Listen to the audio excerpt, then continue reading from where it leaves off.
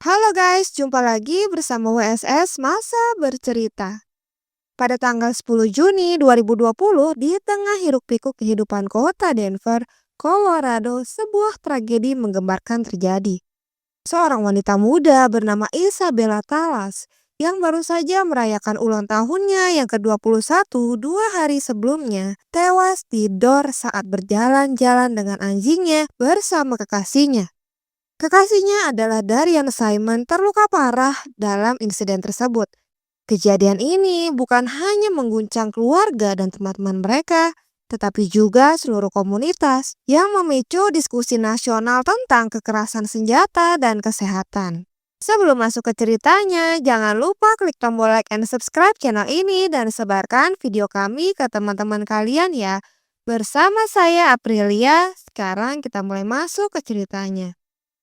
Isabella dan Darian sedang berjalan-jalan dengan anjing mereka pada saat itu.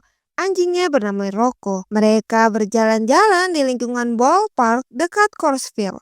Mereka memilih sebidang tanah kosong di dekat apartemen mereka. Tempat tersebut sering digunakan oleh warga sekitar untuk melatih dan membiarkan anjing mereka buang air. Singkat cerita, saat Rocco sedang mencari tempat untuk buang air, Darian tiba-tiba mendengar suara dari jendela apartemen terdekat. Suara itu berkata, "Hei, apa kau akan melatih anjing sialan itu atau hanya membentaknya saja?" Darian kemudian menoleh dan melihat ada seorang pria bernama Michael Close. Michael sedang berdiri di jendela dengan senapan mengarah ke mereka. Tanpa peringatan dan aba-aba apa-apa, tiba-tiba Michael close the door mereka sebanyak 24 kali dengan random dengan senapan AK-47 milik seorang petugas polisi yang kebetulan merupakan temannya Michael. Padahal pada saat itu mereka itu nggak saling kenal ya guys. Jadi Michael Close ini adalah orang asing yang tinggal di sekitaran taman itu. Entah apa yang merasukinya, tiba-tiba dia marah kepada anjingnya Darian dan Isabel serta Dariannya juga. Singkat cerita, Isabella pun terkena tembakan dan jatuh ke tanah. Isabella langsung tewas seketika. Darian juga saat itu terkena tembakan dan kakinya pun terluka parah, membuatnya tidak bisa berjalan di tempat. Dengan seluruh sisa tenaganya, Darian berangkat menjauh dari tempat kejadian. Darian berharap ada yang menolongnya, tapi sayangnya beberapa orang lewat tanpa nengok ke arahnya dia. Padahal diketahui di taman itu banyak orang yang berlalu lalang di situ. Tapi mereka mengabaikan Darian dan Isabella. Bersyukur kita tinggal di Indonesia. Banyak orang-orang yang kepo, jadi kalau ada apa-apa, kita banyak yang nolong. Coba kalau di sana. Hingga pada akhirnya ada seorang tetangga yang tidak dikenalinya datang. Dengan cepat, pria itu mengambil ikat pinggang dari seorang pekerja konstruksi dan mengikatnya di paha Darian untuk menghentikan pendarahan. Tindakan cepat ini menyelamatkan nyawanya Darian. Darian dibawa ke Denver Health Medical Center dan menjalani operasi untuk memperbaiki tulang pahanya yang sudah hancur. Para dokter dan petugas medis menyebut kelangsungan hidupnya sebagai sebuah keajaiban. Di sisi lain, di keluarganya Isabella ada seorang kakak bernama Lucia, yaitu saudara perempuan Isabella yang saat itu sedang bermain bersama adik laki-lakinya ketika menerima telepon dari teman Isabella. Kebetulan teman Isabella ini khawatir karena kok tumben-tumbenan nih Isabella nggak bisa dihubungin. Jadi dia memutuskan untuk menghubungi kakaknya aja. Tak lama kemudian, Lucia menerima tautan artikel berita tentang penembakan pasangan di lingkungan tempat Isabella tinggal. Saat itu, ibu mereka sedang berada di Target atau pasar swalayan untuk membeli hadiah ulang tahun untuk Isabella. Lucia segera menghubungi ibunya dan mereka langsung bergegas ke rumah sakit. Namun, setibanya di sana, mereka mengetahui bahwa hanya ada Darian yang sedang dirawat. Sementara Isabella telah meninggal di TKP.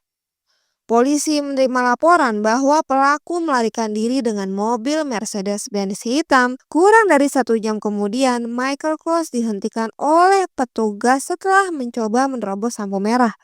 Di dalam mobilnya ditemukan senapan AK-47 dan pistol Glock 17 yang ia pakai untuk insiden tadi di lapangan tersebut. Michael Kors akhirnya ditangkap dan diidentifikasikan sebagai pelaku penembakan. Investigasi mengungkapkan bahwa senapan yang ia gunakan adalah milik seorang petugas polisi yang merupakan teman dari Michael, dan senjata tersebut diambil tanpa izin. Michael Kors akhirnya didakwa atas pembunuhan tingkat pertama dan percobaan pembunuhan. Dalam persidangan, pembelaannya mengklaim bahwa Michael Kors mengalami gangguan mental dan tidak sadar saat melakukan penembakan. Namun, jaksa penuntut berargumen bahwa tindakan Michael ini adalah hasil dari kemarahan yang terpendam dan keinginan untuk dihormati oleh orang-orang sekitar. Mereka menyebut tembakan tersebut sebagai misi yang dimotivasi oleh amarah. Setelah kurang dari sehari berunding, juri memutuskan Klaus bersalah atas semua tuduhan. Ia dijatuhi hukuman penjara seumur hidup tanpa kemungkinan pembebasan bersyarat ditambah 48 tahun percobaan pembunuhan terhadap Darian. Untuk mengenang Isabella, keluarganya dan teman-temannya mendirikan berbagai monumen memorial.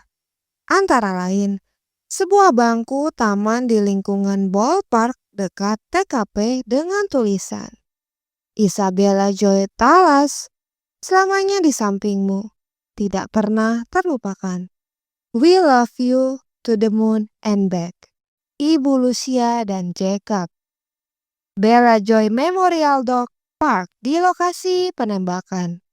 Isabella Joy Talas Foundation yang mendukung seni dan program kesehatan mental.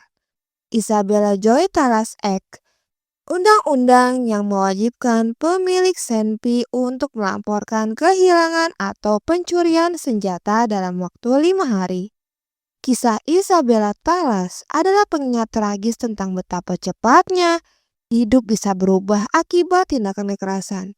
Namun, melalui cinta dan dedikasi keluarganya, warisan Isabella terus hidup, menginspirasi perubahan dan harapan bagi banyak orang. Jadi itulah guys, kisah mengenaskan tentang wanita cantik bernama Isabella Talas yang didor secara random oleh orang asing tidak dikenal. Terima kasih yang sudah menonton kasus ini. Mohon maaf jika ada kesalahan dalam penyebutan nama baik korban atau tersangka. Sampai jumpa di kasus selanjutnya.